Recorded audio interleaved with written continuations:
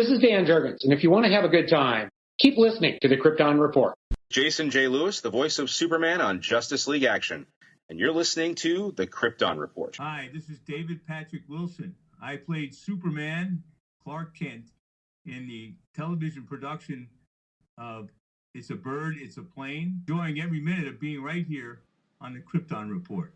So let's talk a little bit about history of Creature Commandos. Creature Commandos is the name of several military special forces group appearing in American comics by DC, written and created by J.M. DeMatteis and artist Pat Broderick. The team first appeared in Weird War Tales 93 and 1980. Agents: Atten, Bogman, Gunner, Hunter, Medusa, Patchwork, Velcro, Wolfpack, G.I. Robot, Matthew Shreve. The Creature Commandos are a special forces group consisting of individuals either resembling or in some ways a monster or robotic entity, led by, in most instances, a seasoned human general officer, like we talked about. The team has been adapted in a Max animated series and appeared in the third season of Arrow, with the former being the installment of the DC Universe. I don't remember them being in Arrow. What? Let's find this out.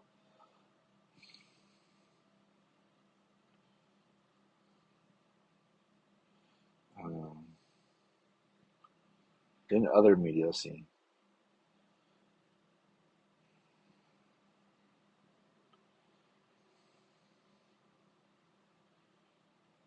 I don't see anything about him on air. What?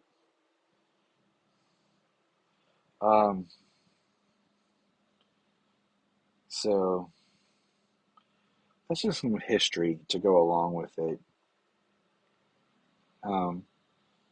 I definitely think that,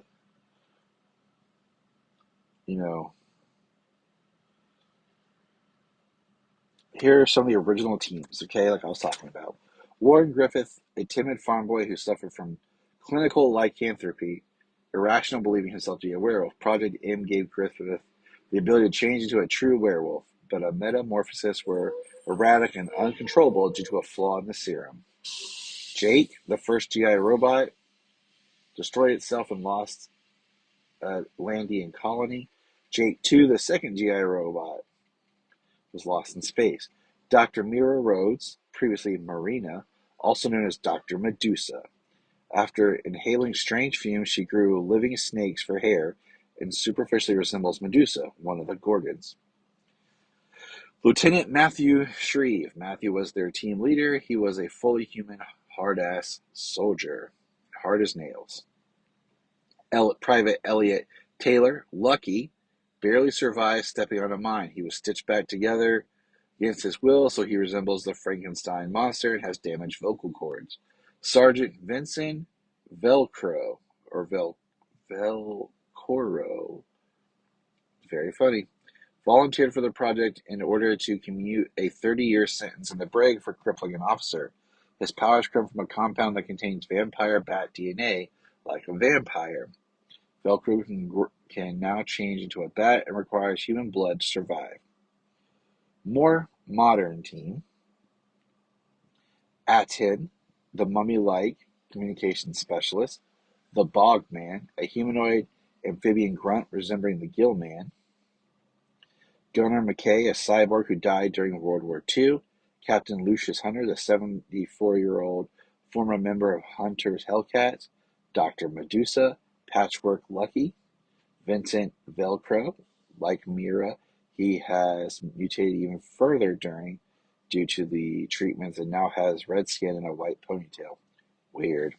Wolfpack, which is Griffin. Then, Agents of S.H.A.D.E. Father Time, leader of S.H.A.D.E. Dr. Ray Palmer, which is awesome. We know who Ray Palmer is. Frankenstein, the monster. He has taken the name solely of simplicity. Frankenstein acts as the team leader. The Bride. Dr. Nina Mazursky, a Gill-Man mermaid hybrid, but resembling and still depicted as the Gill-Man. Vincent Velcro, the vampire. Warren Griffith. Callisis, a mummy who serves as the team medic. His origin and abilities are classified unknown. And Matthew Shreve, a former POW with ties to the Commandos, a robot man during World War II. So there's kind of some characters that all hit around. Now, remember I was talking about in Flashpoint that Shreve got other people he recruited, and that team consisted of Solomon Grundy, Man-Bat, Dr. Phosphorus. I just couldn't remember who all they had. So that is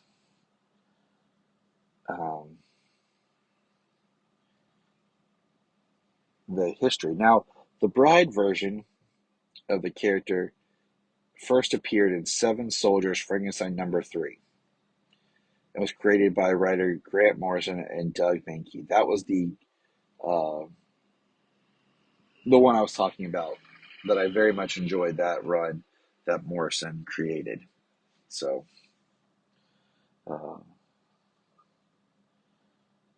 I just wanted to give some quick history of the characters that I find just a fascinating little chapter of the DC universe. As this conversation focuses a lot on Frankenstein, we are going to just kind of look at this version of Frankenstein and his history. So let's get into it. Frankenstein is a fictional character appearing in American comics published by DC. He's based on Mary Shelley's monster. First appearance, 1948, Detective 135, with creation and credit to Edmund Hamilton and Bob Kane. Bob Kane. Team affiliations: Creature, Commandos, Seven Soldiers, S.H.A.D.E, Justice League, and Justice League Dark. Eric Frankenstein, played by David Harbour in the DC Universe, being the animated version, and hopefully we'll see in live action. But the fictional character biography, that's something to hit on here. Undead body composed of parts from several corpses, stitched together by Victor Frankenstein sometime in the 19th century. He was assumed dead in the Arctic when he sank beneath the ice, but he survived, swam to America, having many adventures. He was revived by Victor Adam. Frankenstein vowed vengeance against Adam for restoring him to life, successfully killing him, but accidentally bringing about a coma for Dr. 13's wife, Maria, in the process. Interesting, right? Dr. 13, sometimes Terrence, is a fictional character set in the DC Comic-Verse. First appearance in Star Spangled number 122, November 1951.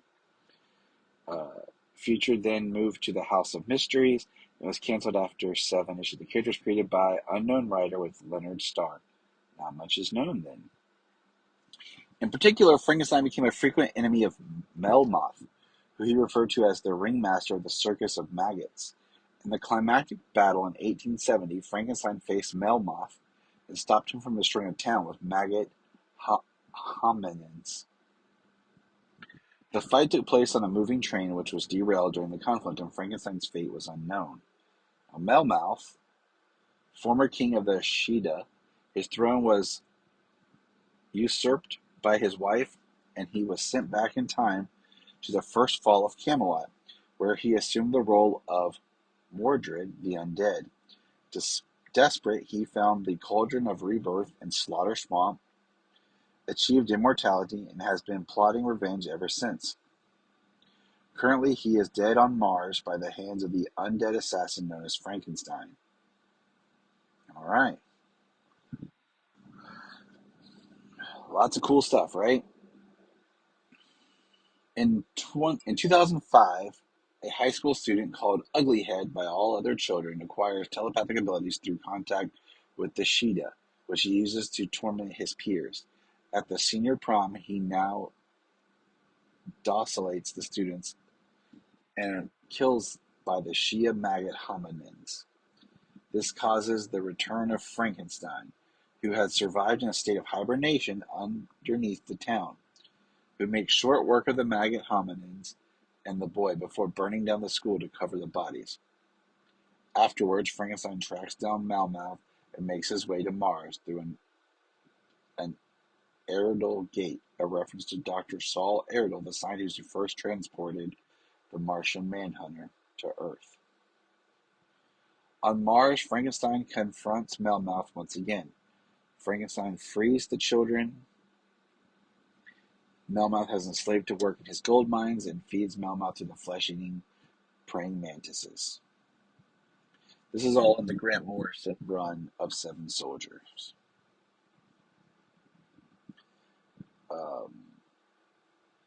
So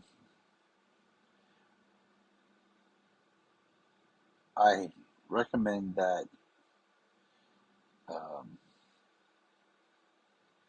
that run. It was really good. So let's continue just a little bit of the history. I talked about the Shade, but this is what I find interesting. He appears briefly in Infinite Crisis number 7, which takes place 1 week after the Frankenstein miniseries. He is seen fighting against General Wade Eiling. Frankenstein is armed with a 3-foot long sword, which he claims once belonged to the Archangel Michael, and a large antique pistol, which he calls his steam gun. A character called Young Frankenstein has appeared in Teen Titans as a member of the team during the Lost Year, covered by 52. Young Frankenstein is apparently killed by Black Adam during World War III, but actually survives. Frankenstein and S.H.A.D.E appear in Final Crisis number 3, also written by Grant Morrison.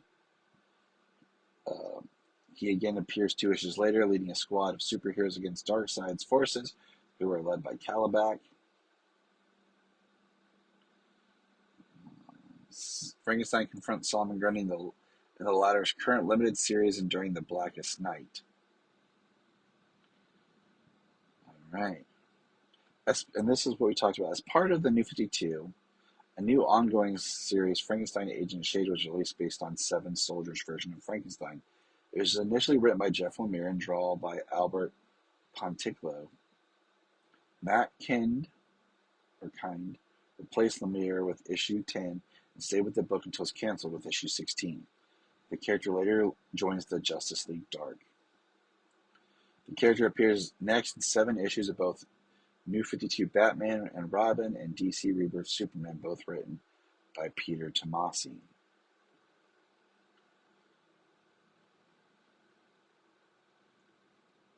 In 2019, Frankenstein formed a team of fellow monsters to once again stop Melmoth and Gotham City monsters.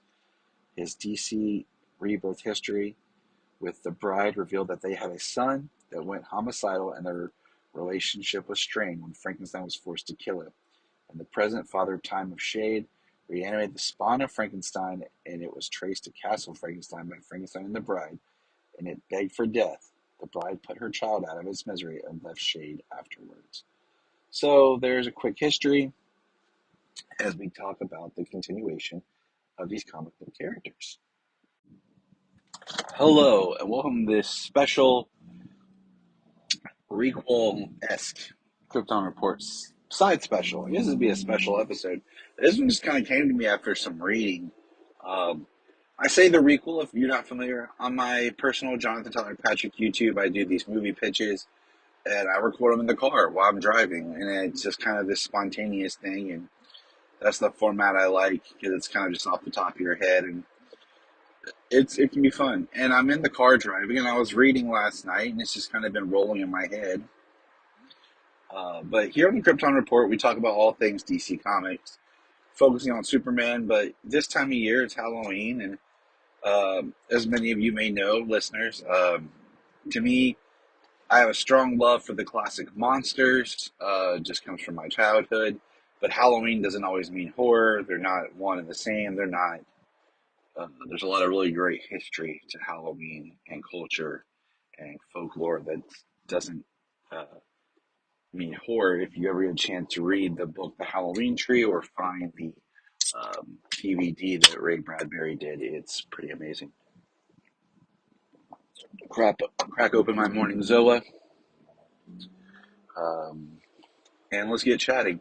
So recently, with everything James Gunn has been up to and doing, I rewatched Creature Commandos, and I actually watched it, and then Solomon asked about it, and I ended up rewatching it again, like within the same week, with Solomon, and there are a couple of things I skipped, but I find, and that goes back to, because I wasn't very familiar with the Creature Commandos, and a lot of that I think that's James Gunn's things, and I had to go and do my own research because I had read a few things of Frankenstein, Agents of S.H.A.D.E. And so let's just kind of talk. I'm kind of talking about three different styles of Creature Commandos today. Three different books. The first is the run that was with writer J.M. DeMatteis. And the Commandos were basically really commandos. They were all military people that were experimented on. Um, One, Velcro became a vampire. Griffin, the werewolf. And then Lucky was like the Frankenstein monster. And they have adventures in the war and everything. And I was reading that and I enjoyed it. It really is unique. And then there's other ones that are added at different times. The Mummy, and then the Medusa S character whose name is evading me right now. And it was cool. It was good. It was very much more militaristic. There's some shorts that I found that are real short on YouTube that they did. And then there's a Sergeant Rock short that's on the Hush DVD that Salma and I went back and watched. And it's more in the style of this Creature Commandos. And I was like, okay, this is cool. I don't know if it would be my favorite if I had read it then, because I feel like it's not as much into the folklore and past history. Then there are these specials on the DCF that says Creature Commandos presents Frankenstein, and it's a collection. And the first one I read was 4 issues written by Grant Morrison, and as any of you may know, I'm hit or miss with Grant Morrison. I think he's a very good writer, but doesn't always mean that I like what he writes. And it was about Frankenstein on like his lone soul crusade, and I actually really liked it. I think the story is of Frankenstein doing these missions and his desire to protect the earth and this history was really well done. I kind of wish it was more. I would have liked to have seen more. And with him as a character, I think it would have been very well. Just continued. And one thing I have to give James Gunn massive props for, massive props, is by giving the bride just 2 arms. I do not like the 4-arm bride. So thank you, James Gunn, for doing that. Who knows what will happen in season 2. But I like the bride just having the 2 arms. I don't like and there's a line in one of the stories that says that it was a Indian doctor who was trying to make her look like a resurrected Hindu goddess. And these collections of Frankenstein stories are really good, but they do skip around through the history, so it can be kind of jarring. And I see where James Gunn has pulled a lot for his Creature Commandos from the different history. Now, the one that I found that I didn't even know was Frankenstein and the Creatures of the Unknown, which is a Flashpoint story. And what I loved in this 3-issue arc, loved it. If there's something you want to read that's Creature Commandos, this is the book. Because even though it's in the Flashpoint universe, the Flashpoint stuff is so minor. It's referenced. It doesn't really play an impact on the story. And it gives you a self-contained story with these characters that you don't know. The first issue starts off with them in the war. And we have Griffin, Velcro, Frankenstein proper, okay, Nina Mazursky, who's your creature from the Black Lagoon, and they are fighting, and they are doing what they do, and then basically they are put into stasis because Dr. Mazursky is going to turn Griffin and Velcro back into humans. That's what he has told them, that when the war and everything was over, they were experimenting, they volunteered, because one of them was going to be put in prison, that was Velcro, for actions, and Griffin had been paralyzed. And he was going to turn them back into humans when the war was over. But Project M was shut down, and all the creatures were put into stasis. And then what happens is you flash forward, and the creatures are broken out, and it's right after the events of Flashpoint Superman, because they come up from the basement and you see the Superman cage cell shattered, and you have people forgetting that they were even there, and they basically go searching for Dr. Mazursky, or where he is, or his notes, or what happened. And when they emerge, they realize it's been 65 years. And during their battles they find they're going to go to Romania, the bride shows up, and she is a member of S.H.A.D.E. And she basically, there is this history of Frankenstein and the bride, and much like James Gunn's Creature Commandos, but I feel his Eric Frankenstein is a little bit more ruthless and dark than the Frankenstein we get in the comics. And I'm really starting to like the Frankenstein that we get in the comics. They basically send a version of G.I. Robot to hunt them down. And you learn that G.I. Robot, they found Dr. Victor Frankenstein's notes, and the electric was able to basically negate the electric inside Frankenstein and take him down. That's how he was put into stasis.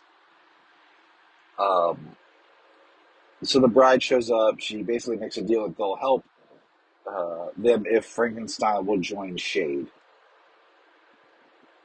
And S.H.A.D.E. stands for Superhuman something executive or something.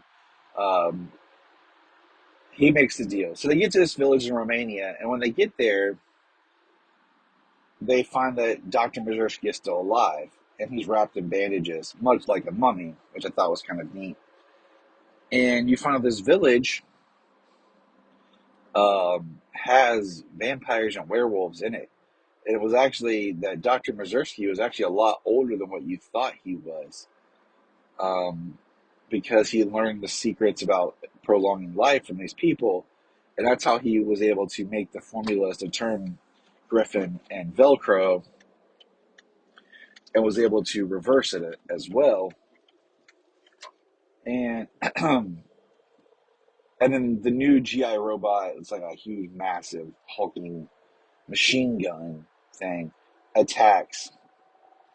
And what we have is we discover that everyone in that village has been slaughtered.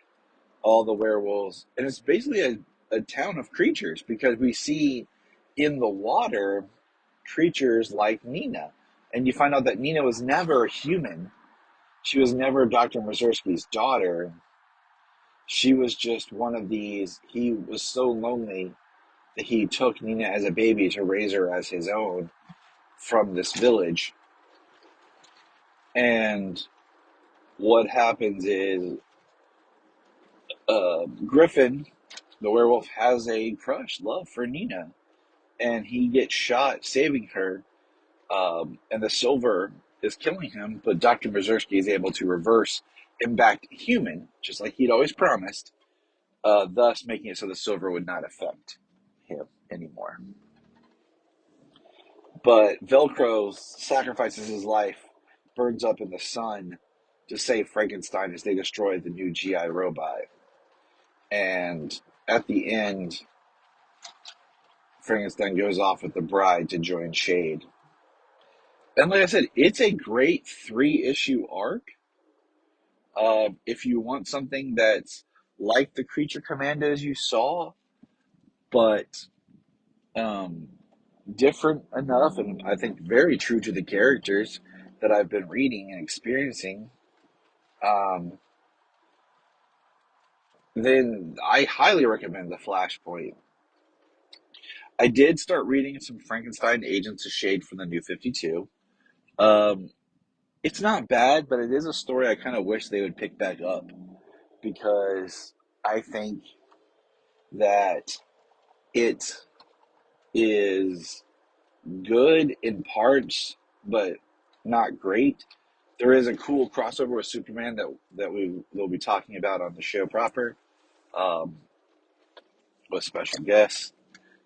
But I do, think if you're looking for something, in the Halloween monster season, because to me, September is like monster season, and then October is all about Halloween proper. Um, so I like to find things to read. Last year, for part of our Halloween episode, we looked at the Superman, the Frankenstein monster. Basically, it was the Frankenstein story told through Superman. Great book, great book. It's becoming one I read every year. I really enjoy it. So if anyone is interested, check that out. It's on the app. Um, I love literature, so I love the stories that harken back to literature and folklore. Um, and so, this Creature Commando is highly recommended. The Agents of S.H.A.D.E, not bad. Uh, there's history with the bride and Frankenstein where they had to kill their own child because he turned into like a mass murderer monster. And there's always this, the bride was created for Frankenstein, but Frankenstein she did not accept him. And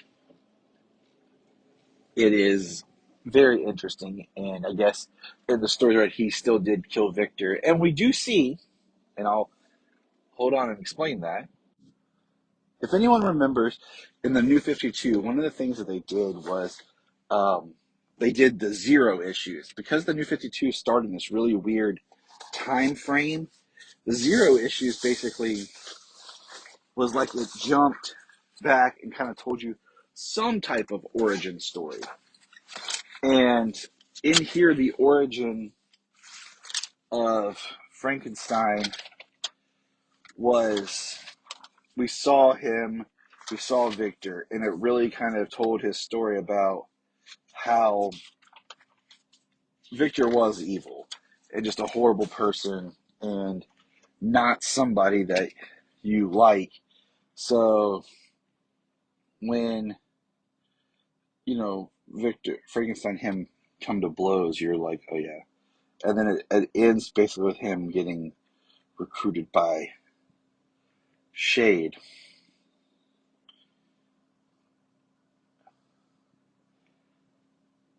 And I really enjoyed this story.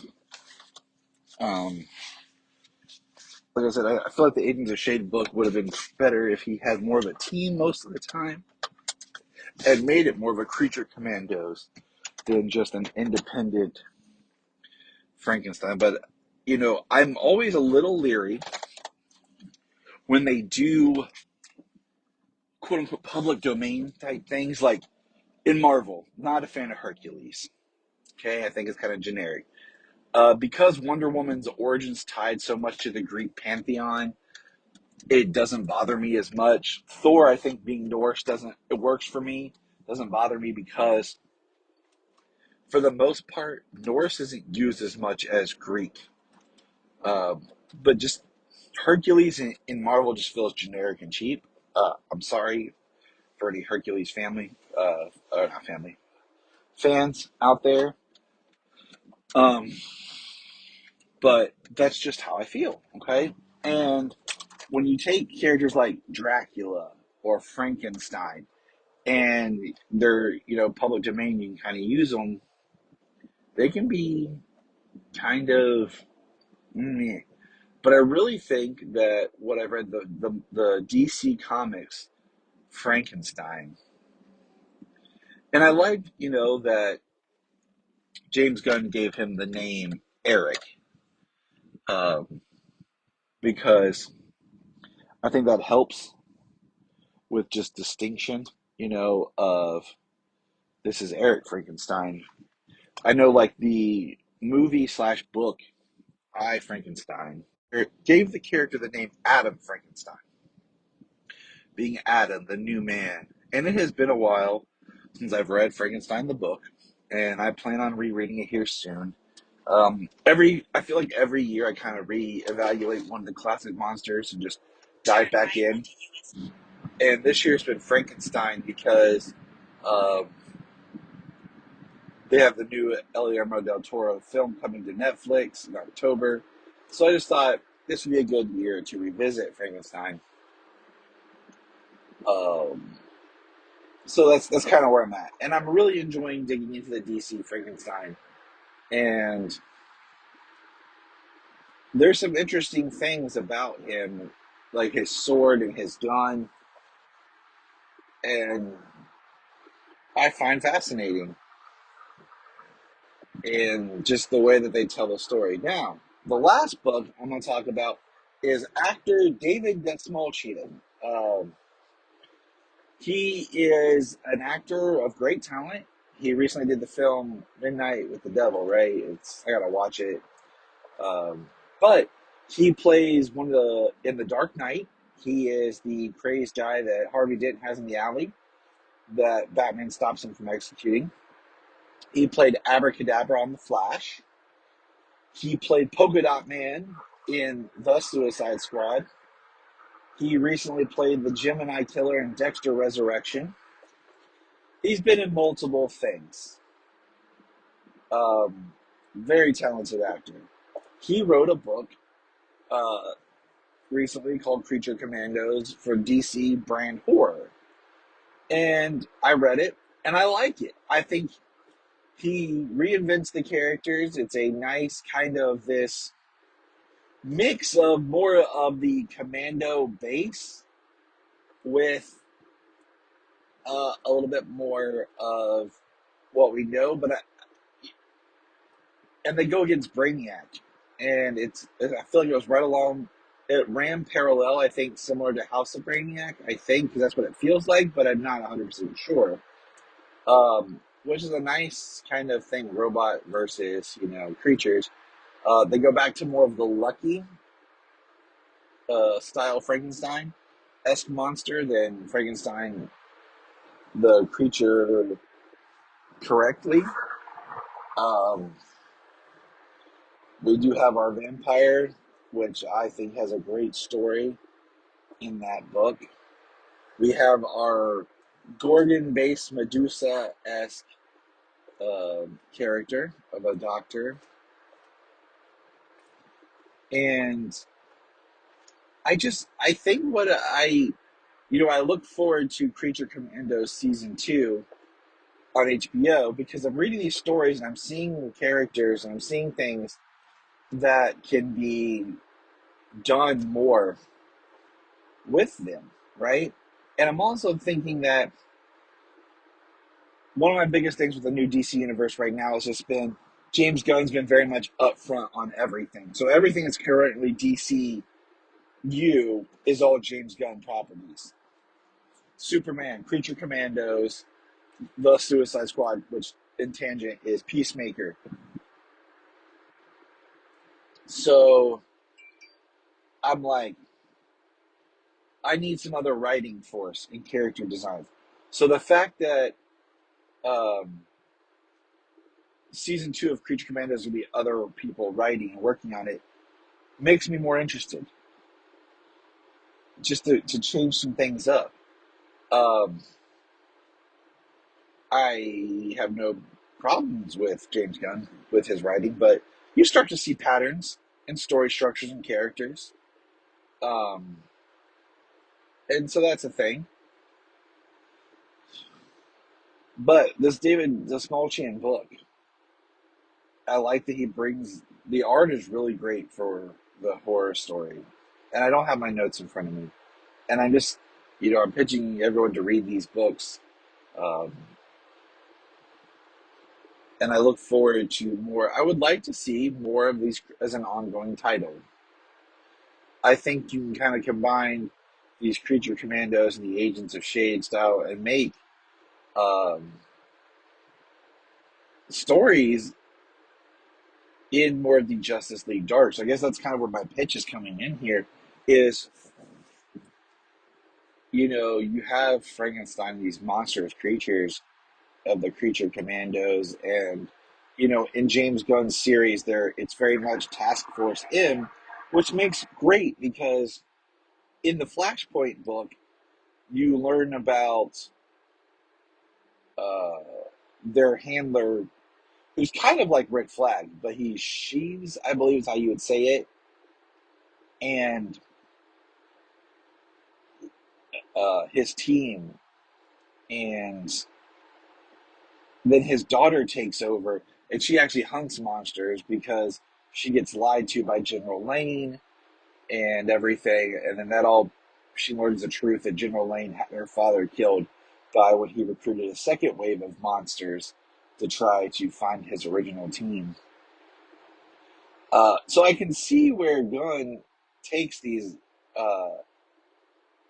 these stories and everything, and was like, you know what? I'm going to make it Rick Flag and spin it out of the Suicide Squad. Makes perfect sense for the universe that we have. But I'm sitting there thinking, like, how much you could use these Creature Commandos to go up against Enchantress or team with Zatanna, or, you create Shade. And you really fold these creatures into the world of the magic side and bump up against Constantine, Swamp Thing. I really think they are a team that could work alongside the Justice League Dark and really kind of make a interesting chapter to the DC universe.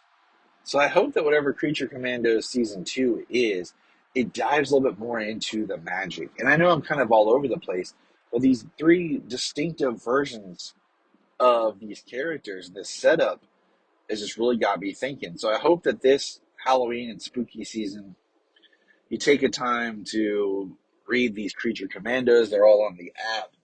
I highly recommend the Flashpoint. Highly, highly recommend it. And I hope you enjoy it. I hope you have a safe, happy Halloween.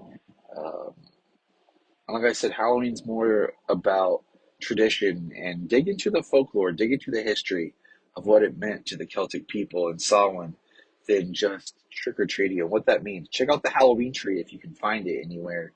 Um, it's a interesting. The book is great. The movie is great. Gives a little history about Halloween. Take care and enjoy. And remember to look up in the sky. Hope flies, and there's hope for all of us. And the last story that I'm going to talk about is Frankenstein with the Gotham City Monsters, which I found a very interesting book that I didn't know about until I found it on the app, going through my whole Frankenstein uh, reading. And in this story, Melmoth, however you say his name, returns to take over the multiverses. He's going to do a ritual that will destroy Gotham City in every universe.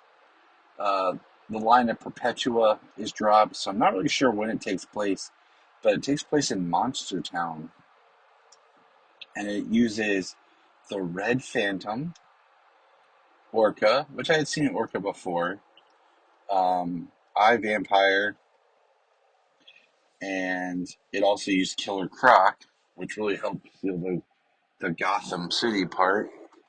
And then there is a reference to Seven Soldiers as Frankenstein unites them along with Lady Clay, who I was not that familiar with, and then Batwoman, who had dealings with the cult that uses the crime Bibles that had stabbed her in the heart. Overall, this was an interesting story. It showed a little bit Frankenstein's darker side. I find the most interesting part to the story was when they got pulled into the Omniverse, which the Omniverse is dropped, and they fought more classic versions of themselves, where Vampire did fight Dracula, and Frankenstein fought a version of himself that was more of the classic, stereotypical Frankenstein's monster. But overall, I found it was interesting, but could have been better, I think. Um, just because it's called Gotham City Monsters, and I just feel like, I don't know. I don't know anything about Lady Clay enough to really. But if it had been Clayface, maybe that would have worked better for me. I don't know. But Killer Croc, that made sense. Orca is the character I didn't know. Um, but Frankenstein worked well as him by himself. And there's a lot of lines talking about S.H.A.D.E falling. So it's definitely after the end of whenever S.H.A.D.E ended. So there is a nice little through line I can kind of see through all of these stories. But out of all of them, my biggest recommend is the Flashpoint 3 issues. Look up in the sky, the birds.